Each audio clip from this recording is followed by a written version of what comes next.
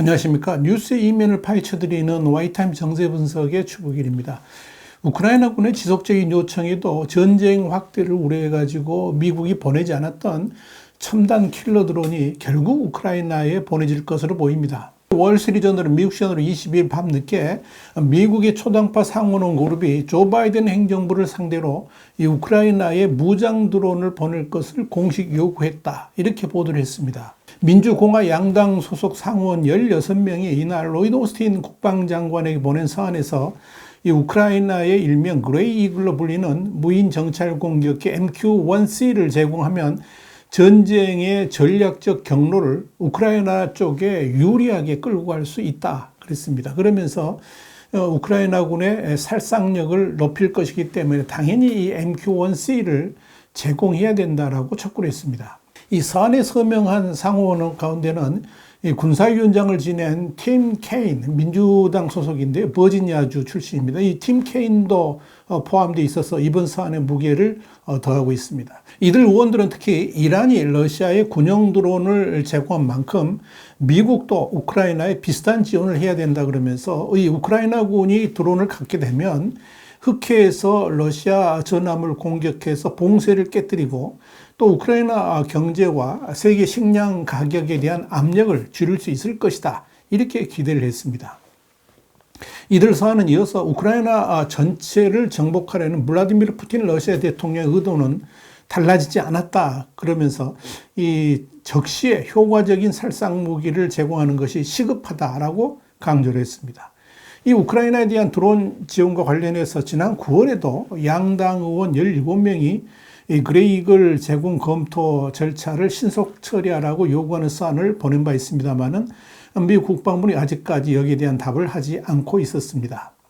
왜 미 국방부는 우크라이나의 킬러 드론 제공을 꺼리고 있을까요? 미국 방산업체인 제너럴 오토믹스가 생산하는 그레이 이글은 그러니까 MQ-1C는 길이가 8.53m, 날개 너비가 17m, 높이가 2.1m의 중고도 장기 비행 무인기라고 할 수 있습니다. 최대 이륙 중량은 1.63톤이고 최고 비행 속도는 시속 308km입니다. 미군에는 2009년에 처음 인도가 됐습니다. 미국이 바로 이 그레이 이글의 우크라이나 지원을 꺼리는 것은 성능 자체가 워낙 뛰어나서 자칫 러시아의 확전을 불러올 수도 있다 하는 그런 우려 때문에 그렇습니다. 우크라이나의 그레이 이글을 제공할 경우에 우크라이나군이 러시아 영토 내 목표물을 겨냥할 수도 있다. 이런 신호를 러시아에 보낼 수 있다는 거죠. 최고 8.8km 상공에서 최장 30시간 동안 떠다니면서 임무를 수행할 수 있는 그레이 이글은 이 8km가량 떨어진 적 전차를 공격할 수 있는 AGM-114 헬파이어 미사일 4발 그리고 최신형 소형 정밀 유도폭탄 GBU-44B 바이퍼 스트라이크 4발을 함께 장착할 수가 있습니다. 혹은 이 스팅어 공대공 미사일 8발도 탑재할 수가 있을 겁니다.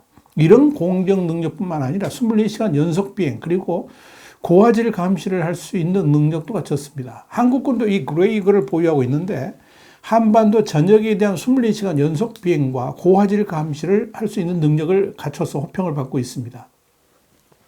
특히 이 한국군이 보유한 그레이 이글 ER은 연속 비행 시간이 기존 최대 30시간에서 37에서 45시간까지 작전 수행 시간이 대폭 늘어났습니다. 이런 첨단 능력 때문에 미국은 이 드론에 대한 기술 유출도 우려를 합니다.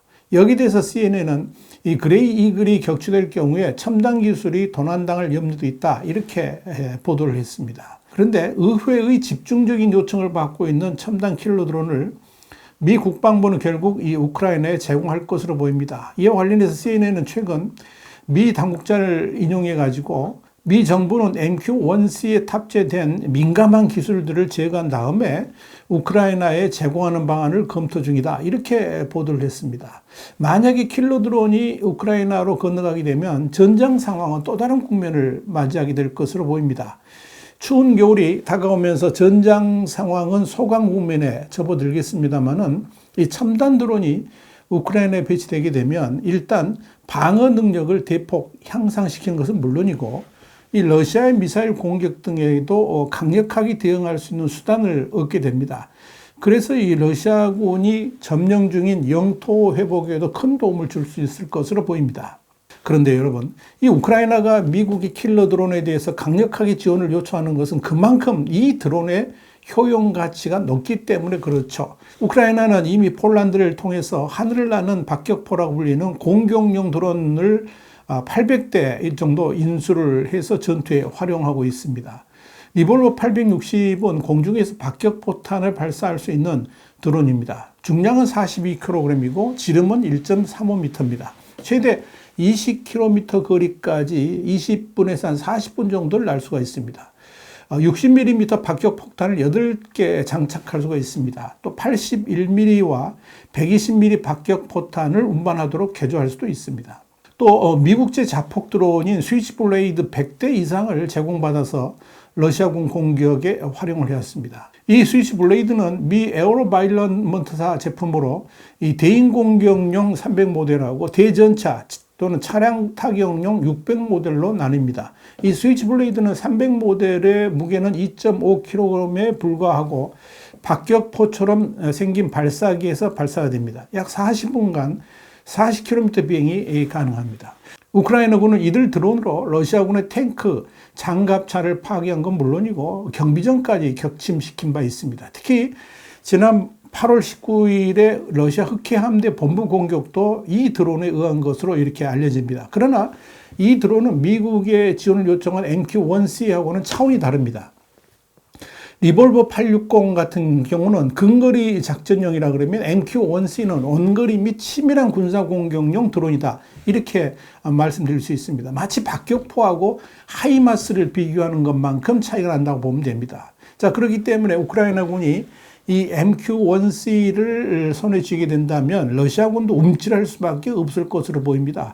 이 러시아군이 우크라이나군과 상당한 원거리에 위치해 있다 할지라도 언제 어떻게 공격받을지 알 수가 없고 또 러시아군의 이동 경로라든지 작전 계획까지도 언제든지 노출될 수 있기 때문에 이 러시아군의 작전 능력도 훨씬 위축될 수밖에 없을 겁니다. 한마디로 이 MQ-1C에 하이막스가 결합된 우크라이나군의 작전은 러시아군에게는 매우 두려운 결합으로 여겨질 가능성이 매우 크다. 이렇게 볼 수 있을 겁니다. 와이타임 정세 분석이었습니다. 감사합니다.